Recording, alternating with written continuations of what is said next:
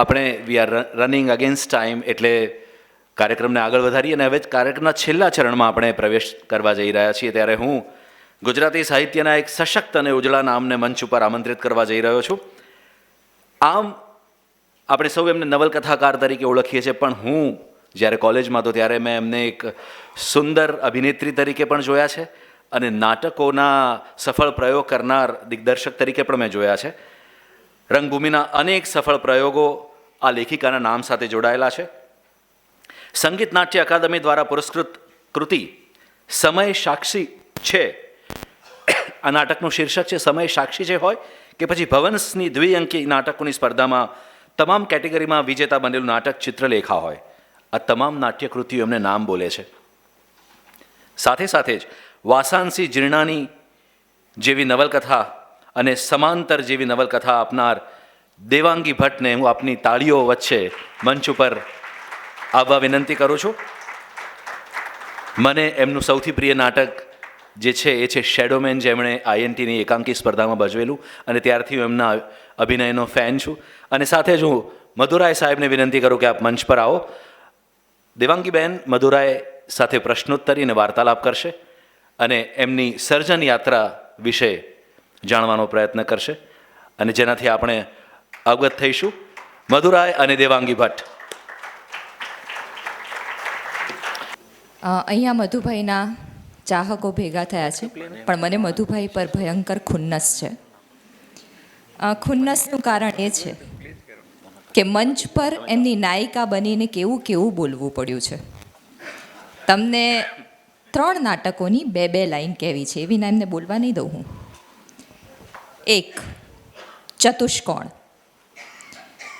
પ્રિય સુરધનુના બચ્ચા, લલ્લુ, કલમ ઘસ્યા, દકિયાનું ઘુવડ, ફરી ક્યારેય જો આવું ચાગલું ચાગલું અને ચાપલું લખાણ લખીને મોકલ્યું છે તો તારી પાર્ટીની ઓફિસે આવીને તારા ટેબલ પર નંગા નાચ કરીશ. અને આ તારે કેટલા બાળકો આવવાના છે? વારે વારે છે ને ગુડ ન્યૂઝ આપ્યા કરે છે. નેતા બળ્યો છે તું, સારું લાગે છે આ બધું? બાય ધ વે મેં 3rd મેરેજ કરી લીધા છે. ઠીક છે, સારો છે, હમણાં ચાલશે. પછી જ્યારે છૂટી પડીશ ત્યારે તને જાણ કરીશ. લિખિતન ચિત્રા મંગલદાસ. નાટક 2 સુરા અને શત્રુજીત. તો શત્રુજીત, તને લાગેલું કે તારા લફરાની વાત સાંભળી ને તારી વાઈફ 2 ઘડી રોકકળ કરશે, પછી સતી સાવિત્રી બનીને તને માફ કરી દેશે અને પછી ફરીથી તું એના બોડીનો લાડવો ખાઈશ, હે ને? પણ શત્રુજીત, તારી વાઈફ સતી સાવિત્રી નથી. હું એક વંઠેલી નઠારી બાઈ છું. You follow? I am a bitch. 3 All I want is a room somewhere.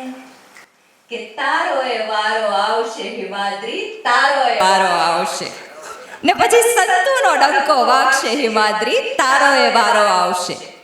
કે તારા ખીચ્ચામાં નહીં હોય પૈ ને હું ચેકોમાં કરતી હઈશ સહી.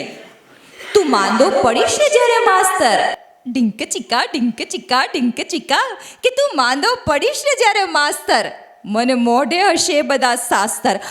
શાસ્ત્ર નહીં બોલવાનું, શાસ્ત્ર શાસ્ત્ર ચોખ્ખું બોલવાનું. કે તારો એ વારો આવશે હિમાદ્રી, તારો એ વારો આવશે. તો નાટકના મંચ પર ખૂબ નઠારી ભાષાઓ બોલવી પડી છે મધુભાઈના લીધે, પણ ઈશ્વર છે, પોએટિક જસ્ટિસ નામની વસ્તુ છે કે આજે મંચ પર મારે એમને પૂછવાનું છે. તો હું પ્રયત્ન કરીશ કે એમની પાસેથી નઠારી વાતો કઢાવી શકું. તો શરૂ કરીએ મધુભાઈ, ખુન્નસ સાથે શરૂ કરીએ છીએ. સૌથી પહેલાં તો મને એમ કહો કે આ તમે વારે વારે જે પત્રો, પ્રેમ પત્રો, માયાથી મગમગતા પત્રો આવું બધું લખો છો, એની પ્રેરણા શું છે? આ ફિક્શન છે?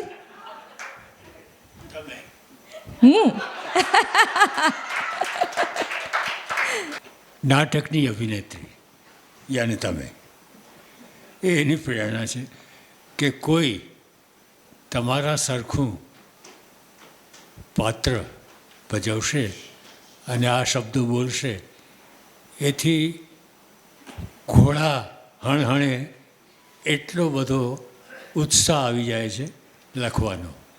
આ એની પ્રેરણા.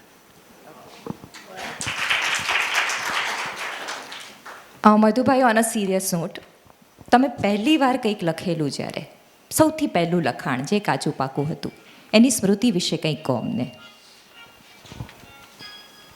હવે કેવું કદાચ અશિષ્ટ ગણાય, પણ મારું પહેલું લખાણ પણ કાચું પાકું નહોતું.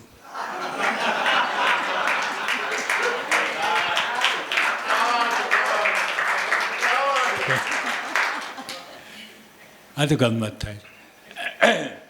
હજી પાકું લખાણ લખતા આવડ્યું નથી મને, એટલે આનો જવાબ તો શું આપું? હું એમ કહી શકું કે પહેલું લખાણ એ રીતે લખાયેલું કે એમાં સાહિત્યની કે બીજી કોઈ પ્રેરણા નહોતી. પ્રેરણા હતી પૈસાની. ચાંદનીમાં એક હરીફાઈ હતી જેમાં તમે જો જીતો તો પહેલું ઇનામ 500 રૂપિયાનું હતું, બીજું 251નું અને ત્રીજું 151 કે એ પ્રકારનું કંઈ. અને એ વખતે અમે જે ઘરમાં રહેતા હતા એનું ભાડું 45 રૂપિયા હતું કે 30 રૂપિયા કે એવું કશું હતું, અને 8 મહિનાનું ભાડું ચડી ગયેલું. ને મકાન માલિક તમે સમજો છો એ રીતે જરા ઉત્તેજિત થતા હતા. એટલે મને એમ કે જો આમાં કંઈ લખાય અને જીતાય. આ મને થયેલું તો મનમાં જ, પણ મને એટલી હિંમત નહોતી કે હું કંઈક કરું. એટલે શ્રીકુમારે કહ્યું કે તમે પોતે કંઈ લખો છો? તો મેં કહ્યું હા, આપ પૂછો તો કહું હા. એટલે એ વખતે એટલો બધો હું શરમાળ હતો, તમને કદાચ અત્યારે નવાઈ લાગે, પણ એમાં લખી મેં વાર્તાઓ. એમાંથી એક વાર્તા બીજું ઇનામ જીતી 251 રૂપિયા આવ્યા અને 8 મહિનાનું ભાડું એમાં ચૂકાયું. એટલે આ એની પ્રેરણા હતી. આ કાચું પાકું કે જે ગણો તે, પણ પહેલું લખાણ આ હતું. Thank you for asking this. તમને નાટકો લખવાની વધારે મજા પડી કે વાર્તાઓ અને નવલકથા? બેન, તમે ભજવતા હો તો નાટક જ. મધુભાઈના નાટકો ભજવવાની મજા બહુ પડે.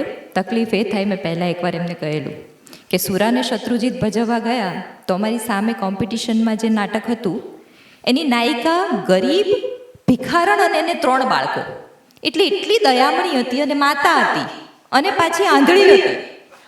અને એની સામે સુરા જે એમ કહેતી હતી કે અચ્છા લાડવો ખાવો છે, આ વાવ વાવ. સામાન્ય રીતે નાટકોમાં પારિતોષિકો અભિનય કરતા પાત્રને વધારે અપાતા હોય છે, પાત્રની સારપને. એટલે આના પરિણામે આવી દુષ્ટ નાયિકાઓ જ્યારે ભજવીએ ત્યારે પારિતોષિક મળતું નથી. લોકોને એમ થાય કે અરે બાપા આવી બાઈ. એટલે મધુભાઈ પર મને ભયાનક ખુન્નસ ચડવાનું કારણ એક આ પણ છે.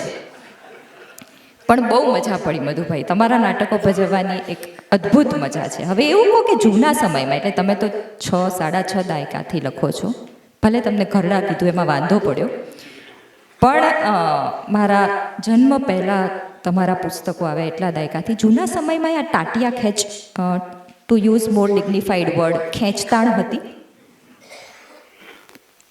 જો હું તો જીવનનો મોટો ભાગ ભારતની બહાર રહ્યો છું. ગુજરાતની બહાર તો ખરો જ, પણ ભારતની બહાર રહ્યો છું. શરૂઆત પણ ગુજરાતની બહાર જ રહ્યો છું. એટલે ટાટિયા ખેંચ થતી હતી કે નહીં એની મને ખબર નથી, અને થતી હોય તો સારું, કારણ કે એમાંથી જ એ પ્રકારના દ્વંદ્વમાંથી, એ પ્રકારના ઘર્ષણમાંથી કંઈક નિપજતું હોય છે. એટલે નિપજ્યું છે કે નહીં એનો પણ નિર્ણય હું કરી શકું નહીં, કારણ કે હું નથી માનતો કે એટલો વિદ્વાન હું છું કે આ પ્રકારના સવાલના જવાબ તમને હું આપી શકું. તમને ઈર્ષા થાય છે? જી, ઈર્ષા થઈ છે ક્યારે? સખત થાય છે. કોની થઈ? કાંતિ ભટ્ટની દાખલા તરીકે. હા, કે કાંતિ ભટ્ટ વાર્તા તો લખતા જ નહોતા. જે કંઈ લખતા હતા એ એટલું બધું પોપ્યુલર હતું કે એમના નામનો કંઈક ત્યાં બગીચો બનાવાયો છે. તો હું તો એમ કહું છું કે જે કાંદીવલીને બદલે કાંતિવલી જ કરી કાઢો. પછી જે લોકોના હમણાં જ મને આપણે ઝેનના જે કરતા હતા છે એમણે કહ્યું કે એક લેખકના પુસ્તક રોજના 200 વેચાય છે. મારા ત્રીજા વાર્તા સંગ્રહની 250 કોપી વેચાતા હોય છે.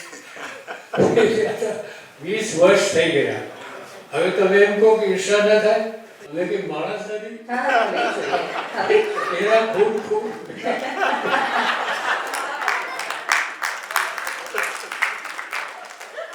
એમ કહું છું કે જે કાંદીવલીને બદલે કાંતિવલી જ કરી કાઢો ત્યાં રહે છે. પછી જે લોકોના હમણાં જ મને આપણે ઝેનના જે કરતા હરતા છે એમણે કહ્યું કે એક લેખકના પુસ્તક રોજના 200 વેચાય છે. ઓકે. મારા ત્રીજા વાર્તા સંગ્રહની 250 કોપી વેચાતા 20 વર્ષ થઈ ગયા. હવે તમે એમ કહો કે ઈર્ષા ન થાય? અમે કંઈ માણસ નથી? હા હા, થવી જ જોઈએ, થવી જ જોઈએ. તેરા ખૂન ખૂન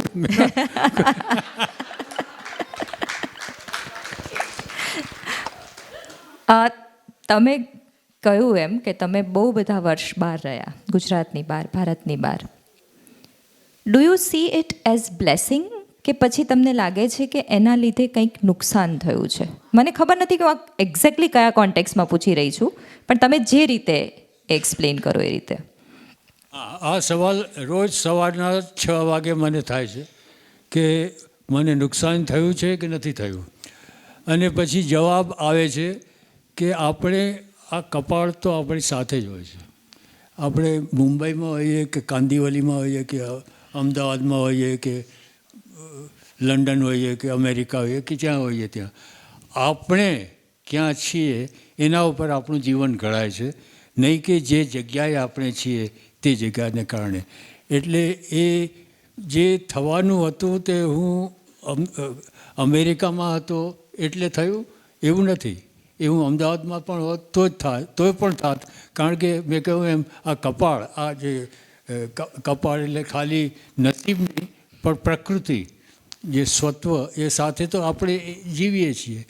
એટલે જે થવાનું હતું તે થયું જ છે, અને એ ગમે ત્યાં હોત તો થાત. એટલે ભૂલ થઈ, અને મેં કંઈ ગુમાવ્યું છે કે નથી ગુમાવ્યું એ કહી શકાય નહીં, કારણ કે જે થયું છે તે થવાનું હતું જ. મને લાગે 2-3 વાર એકની એક વાત મેં કરી, અને પણ હવે એ કપાળ. Okay okay.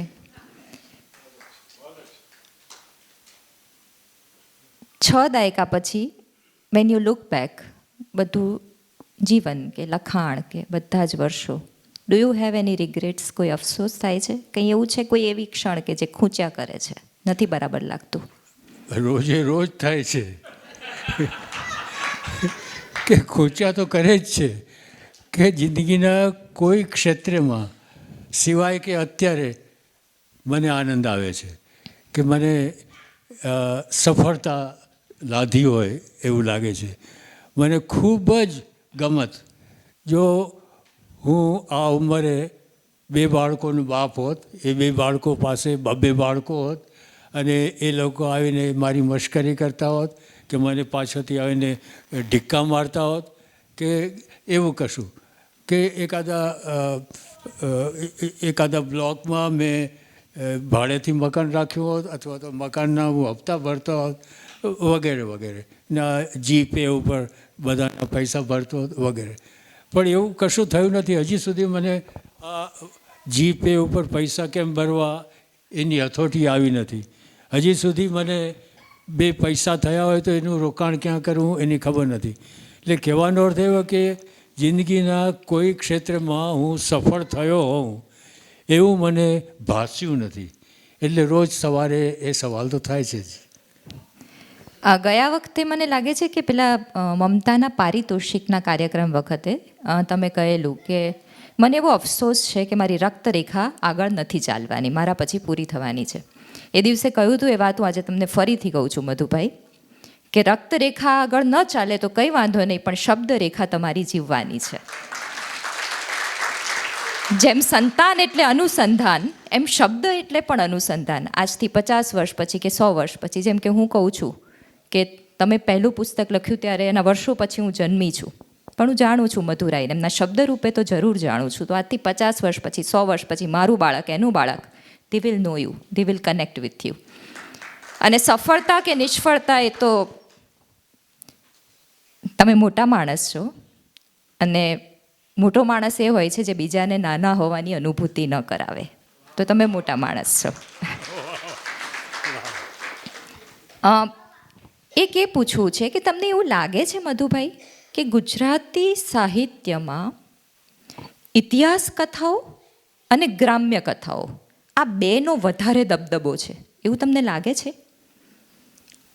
આ સવાલ મને બિલકુલ અપરિચિત લાગે છે, કારણ કે મેં ગુજરાતી સાહિત્યનો એટલો વ્યાપક અભ્યાસ કર્યો નથી અને એ કરવાનો મોકો પણ મળ્યો નથી, કારણ કે મેં અગાઉ કહ્યું અને વારંવાર કહેતો હોઉં છું એમ, હું 61 વર્ષથી 50 વર્ષથી અમેરિકા છું અને એની પહેલાં મારો ઉછેર થયેલો કલકત્તામાં, જ્યાં ગુજરાતી સાહિત્ય બહુ જ ઓછું આવતું હતું, વંચાતું હતું.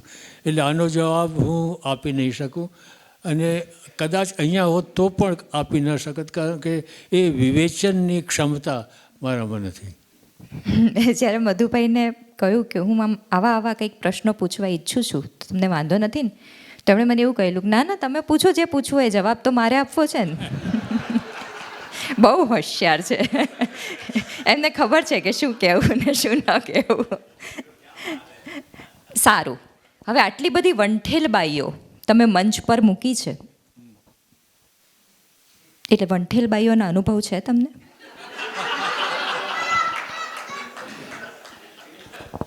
એમાં એવું છે કે મને કોઈ બાઈ વંઠેલ લાગતી નથી.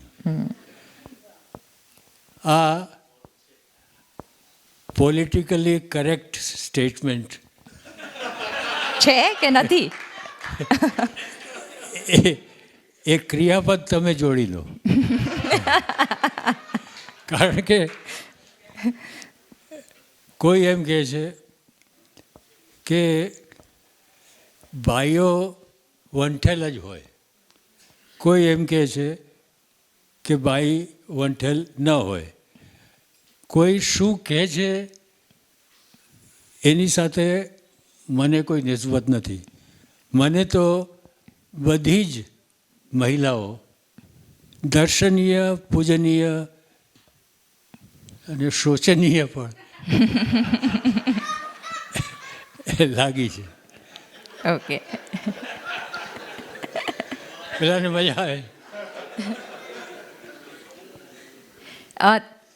તમારી સમગ્ર સર્જન યાત્રામાં કોઈ એવી કૃતિ છે જે તમને સૌથી વધારે ગમતી હોય? આનો એક જે ચાવલો કે ચબરાકીયો જવાબ એ છે કે એ કૃતિની હું રાહ જોઉં છું. આઈ નો. પણ હવે 82મા વર્ષે એવું કેવું એ શોભે નહીં. કદાચ એવું બને બી ખરું કે હવેની કૃતિ કદાચ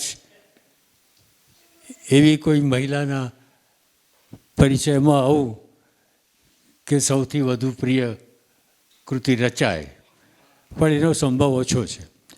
તો હું એમ કહી શકું કે કામિની મને અંગત રીતે કામિની વાચક તરીકે, લેખક તરીકે નહીં, અંગત રીતે વાચક તરીકે કામિની મને મારી શ્રેષ્ઠ કૃતિ લાગે છે, અને એના પછી સુરા અને શત્રુજીત. ઓકે,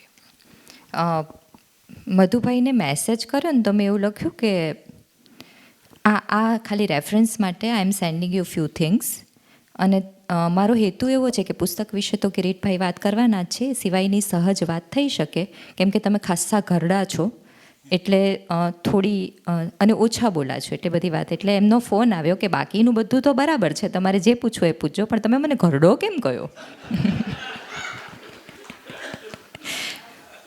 પણ તમે કરડા તો છો મધુભાઈ, એટલે પણ વોટેવર. તમારે તો પણ તમે સુંદર છો. હા, thank you so much, thank you so much. તમારે પ્રશ્નોની બિયોન્ડ બને કે જે પ્રશ્નો પૂછાય છે એમાં બધું ન આવી જતું હોય, તમારે કંઈ કહેવું છે, કારણ કે તમે જે કહેશો એ રેકોર્ડ થઈ રહ્યું છે. તમારી વિશે ભવિષ્યમાં કોઈક રિસર્ચ કરશે, તમારા સાહિત્ય પર કંઈક બોલાશે, લખાશે, કંઈક એવું કે જે તમારે ખરેખર કહેવું હતું ને નથી કહેવાયું, એવું તમારે કંઈ કહેવું છે? એવું તો કશું છે નહીં, પણ તમે આજે હમણાં કહ્યું કે ભવિષ્યમાં કોઈ એના ઉપર રિસર્ચ કરશે કે ગમે તે એવું કંઈ, મને એટલો જ અફસોસ છે કે એ મારા મર્યા પછી થશે. એ પહેલાં જો થાય તો મને ખબર પડે કે લોકો શું ધારે છે અથવા શું મેં જે આ કર્યું, જેને હું એમ માનું છું કે મારા દુખડા બધા આમાં મેં ઇન્વેસ્ટ કરીને મારી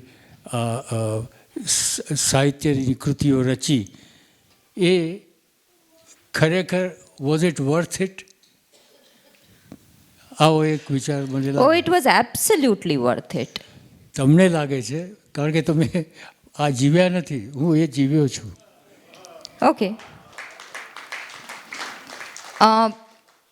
સાહિત્યમાં એ સફળ થાય છે કે નહીં એ વર્તમાન નક્કી નથી કરતો, એ ભવિષ્ય નક્કી કરે છે. અને મધુભાઈએ કહ્યું એમ કે એ લખનાર માટે થોડું અઘરું થઈ જાય છે પોતાની જાતને જજ કરવું. પણ I don't know, I guess તમે ને હું ઉંમરના જુદા પડાવે છીએ, પણ લખવું એ પોતે ઇટ સેલ્ફ, તમે કહ્યું, તમને નથી લાગતું કે એ જ મજા પડી ગઈ?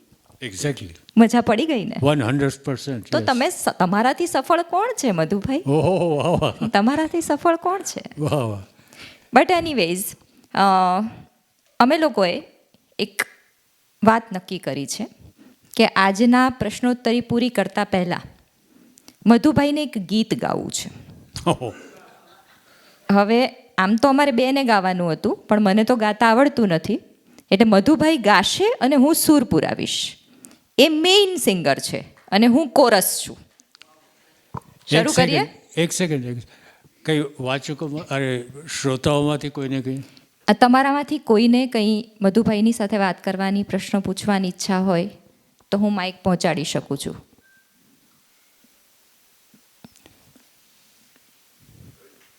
રાહુલભાઈએ કહ્યું હતું કે કંઈક તોફાની તો પૂછવું જ જોઈએ. રાહુલભાઈ? હા, રાહુલભાઈ અને પછી મોસંગભાઈ.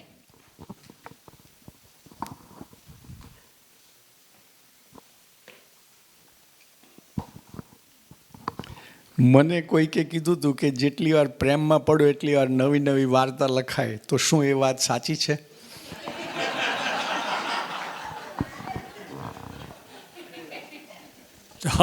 આ વાત જો સાચી માનીએ તો છેલ્લા 10 વર્ષમાં હું 28 વાર પ્રેમમાં પડ્યો હોઉં એવું કહેવાય. એટલે એ વાત સાચી નથી. પ્રેમમાં નથી પડાતું એટલે વાર્તા લખાય છે મારા ભાઈ.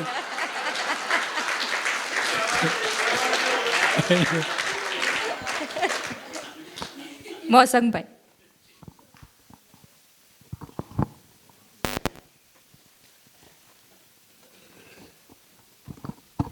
નમસ્તે. ચેટ જીપીટીના 5મા લોકપ્રિય સર્જક ચંદ્રકાંત બક્ષીથી હું પ્રશ્ન શરૂ કરીશ. 5મા ચંદ્રકાંત બક્ષી, 4થા તમે. અને આ ક્રમ હું ફેરફાર ના કરી શકું ટેકનોલોજીના યુગમાં. પ્રશ્ન એવો છે કે બક્ષીની તમામ નવલકથા એની જે નાયિકાઓ છે એ તન્વી શ્યામા છે. આ એક સમાન ગુણ છે. તો મારો પ્રશ્ન તમને એ છે કે તમારી નવલકથા, વાર્તા અને નાટક ત્રણેયમાં જે નાયિકાઓ છે એમાં એક સમાન ગુણ કયો છે?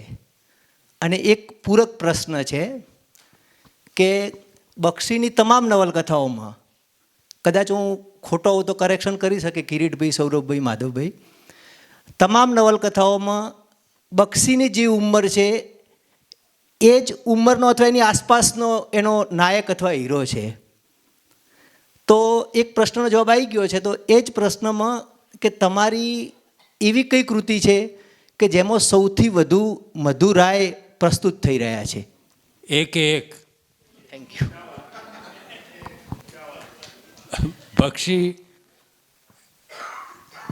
બક્ષીની વાર્તા કે નવલકથાઓ એના વિશે મિત્ર તરીકે એના મિત્ર તરીકે નથી કહેતો, એક વાચક તરીકે કહું છું કે એની જે એના લખાણોમાં બક્ષી જ સંભળાય. એટલે બાપ બોલતો હોય તો એ બક્ષી બોલતો હોય, ને દીકરો બોલતો હોય તો બક્ષી બોલતો હોય, ને એનો પાડોશી બોલતો હોય તો બક્ષી, ને પાડોશણ બોલતી હોય તો બક્ષી.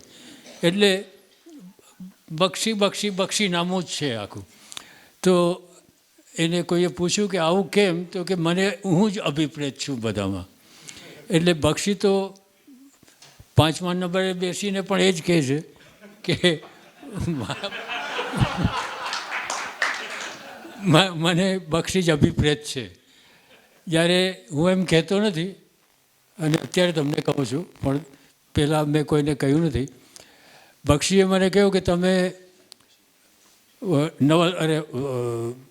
તમારી જીવનકથા લખો, અને બહુ જ કહેવા માંડ્યા. પછી એમણે નામ પણ આપ્યું કે તમે તમારી નવલકથાનું નામ રાખો, જીવનકથાનું નામ રાખો રિટર્ન ટિકિટ. હવે એની પાછળ એનો શું ઈરાદો હશે એ ખબર નથી. કદાચ એને એમ હશે કે હું એના જેવી જીવનકથા નહીં લખી શકું, એટલે પાછો ભોંય પછડાઈશ. પણ મેં કહ્યું કે બક્ષી, એમાં એવું થયું છે કે તમે જે જીવનકથા લખી છે, હું જે લખું છું એ બધી જીવનકથા જ છે આમ જુઓ તો, અને તમે જે જીવનકથા લખી છે તે ફિક્શન છે. હા, એટલે મારો કહેવાનો અર્થ એવો કે મારા દરેક લખાણમાં અલબત્ત મારું પોતાનું કંઈક આવતું હશે. જેમ આ હરિ કે કેશવ ઠાકર તો જાણીતા ગુનેગાર છે, પણ બીજી રીતે પણ બીજા પણ જે નાયકો હશે કે બીજા પાત્રો પણ હશે, એ બધામાં કંઈક ને કંઈક ક્યાંક ને ક્યાંક તો ગુગળી બ્રાહ્મણનો અંશ આવતો હશે. એટલે દરેકે એકે એકમાં. અને એમની નાયિકાઓમાં એ સમાનતા છે કે એ બધી જ વંઠેલી is not the right word, પણ નઘરોળ છે, નઠારી છે. એ એમની નાયિકાઓનો ગુણ છે, જેટલી મેં જોઈ છે એટલી એટલીસ્ટ. Anybody else? બીજા કોઈને કંઈ કહેવું છે, પૂછવું છે? એક સેકન્ડ. બધી નાયિકાઓને તમે નઠારી કહો એ તો તમારી મોટાઈ છે, પણ હું એમ કહીશ કે બધી નાયિકાઓ એ પુરુષ સમવડી છે. કારણ કે નાયકો પણ કંઈ નઠારા નથી એવું ન કહી શકાય. એટલે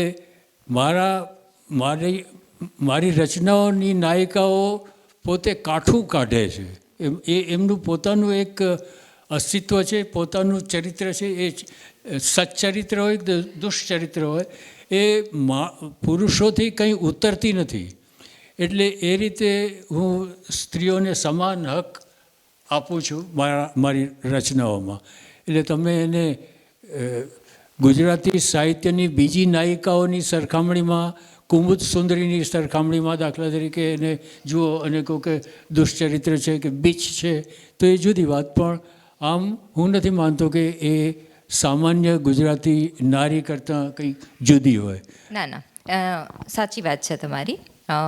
આ તો હું તો જરા મજાક કરી રહી છું. હા, સૌરભભાઈને કંઈક કહેવું છે. હું પણ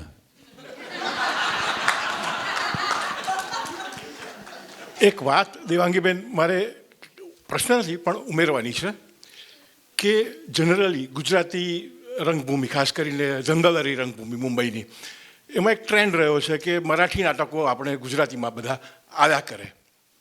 એકમાત્ર અપવાદ જે હોય એની હું તમને વાત કરું, જે મધુભાઈને પણ ખબર નહોતી, પણ મેં થોડુંક સંશોધન કરેલું અને આધારભૂત પિગ્મેલિયન લખ્યું, એ પછી એમાંથી માય ફેર લેડી બન્યું. INTએ મધુભાઈને સોંપ્યું અને ગુજરાતીમાં સંતુ રંગીલી લખ્યું. સંતુ રંગીલીની સ્ક્રિપ્ટ આખી ગુજરાતીની INTએ પુલા દેશપાંડેને આપી કે તમે આનો હવે મરાઠી અનુવાદ કરો. અને પુલાએ મધુભાઈની સ્ક્રિપ્ટ ઉપરથી તી ફૂલરાણી લખ્યું.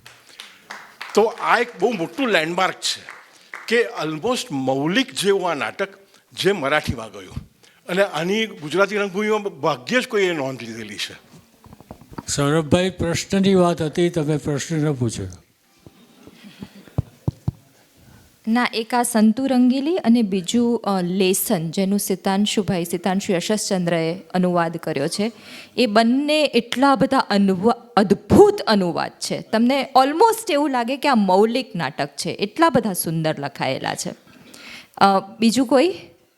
કિમ્બલ શ્રેવનસૂડ એટલે મિસ્ટર યોગી કર્યું કેતનભાઈ, પણ એ અત્યારે લખવાની હોય તો એમાં શા ફેરફાર કરો? અને તમારું કયું પુસ્તક અંગ્રેજીમાં કોઈ પણ એક ફૂલનું નામ બોલો તો અંગ્રેજીમાં થયું છે, પણ બીજા અનુવાદો થયા હોય અથવા થવા જોઈએ એ અંગે તમે કંઈક જણાવો. ભાઈ, હું તો કહું કે બધા થવા જોઈએ, શા માટે નહીં? અને તમારો પ્રશ્ન સમજાવ્યો નહીં, તમે શું કહ્યું? અચ્છા, હું ફરીથી લખું તો એ લખાઈ ગયું તો લખાઈ ગયું, બીજી વાર એને સુધારવાનો કોઈ અર્થ નથી. લખું તો નવું લખું, મારો એવો આગ્રહ હોય છે કે જે લખાઈ ગયું તો એ લખાઈ ગયું, એના ઉપર પછી વધારે સમય વિતાવવાની જરૂર નથી. એ વખતની એક છાપ હતી, એ વખતનો એક ફોટોગ્રાફ હતો, એના પછી જે થશે એ તો હું લખું ત્યારે જ ખબર પડે.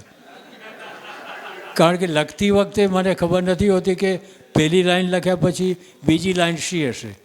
એક લેખક છે જે આપણા ઉર્દુના મોટા લેખકનું નામ શું એ યાદ આવશે કંઈ, પણ એનું કહેવું એવું હતું કે તમે પહેલી લાઈન લખો વાર્તાની, એમાંથી આખી વાર્તા નીકળતી હોય છે. એટલે હું પહેલું લાઈન જ્યારે લખીશ ત્યારે મને ખબર પડશે કે હવે આ નવી જે રચના થશે એમાં શું લખાશે. Thank you. બસ આ લાસ્ટ ક્વેશ્ચન લઈએ છીએ, પછી કમ્પ્લીટ કરીએ છીએ. મધુભાઈ, તમારી જે લખવાની શૈલી છે એક વિશિષ્ટ શૈલી છે. નિબંધો, તમારા જે કોલમ આવે છે, વાર્તાઓમાં પણ, એટલે નીચે નામ ના લખ્યું હોય તો પણ કોઈ પણ કહી શકે કે આ મધુરાયની કૃતિ છે. એક એક્ટર ક્યારેક સ્ટીરિયોટાઈપ થઈ જતા હોય છે, એવા રોલ્સ મળવા માંડે છે, એ લોકોને એવું થાય છે કે આપણે હવે આ છોડીને કાંઈ જુદું કરીએ. તમને ક્યારે એવું થયું કે કંઈક બીજી શૈલીમાં લખું, કે are you happy with what you are writing? બેન, હું તો માનું છું કે દરેક વખતે હું બીજી શૈલીમાં જ લખું છું, પણ હવે તમને એકની એક લાગતી હોય તો એ મારું દુર્ભાગ્ય.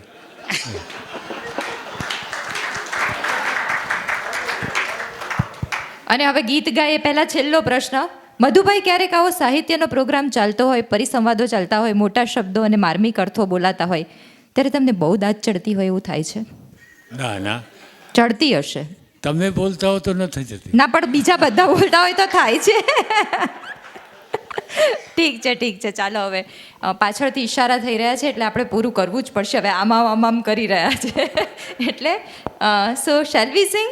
મધુભાઈ પ્લીઝ, તમારે ગીત ગાવાનું છે. हम आपकी आँखों में इस दिल को बसा दे तो, हम मूंद के पलकों को इस दिल को सजा दे तो, हम आपकी आँखों में इस दिल को बसा दे तो, हम आपके कदमों पर गिर जाएंगे गश खाकर, इस पर भी न हम अपने आंचल की हवा दे तो, हम आपकी आँखों में इस दिल को बसा दे तो, हम आपके सपनों में आके सताएंगे, हम आपके ख्वाबों में आके सताएंगे,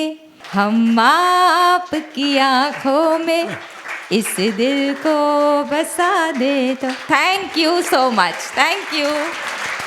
ખૂબ ખૂબ આભાર આપ સર્વેનો. સર્વેને વિનંતી છે કે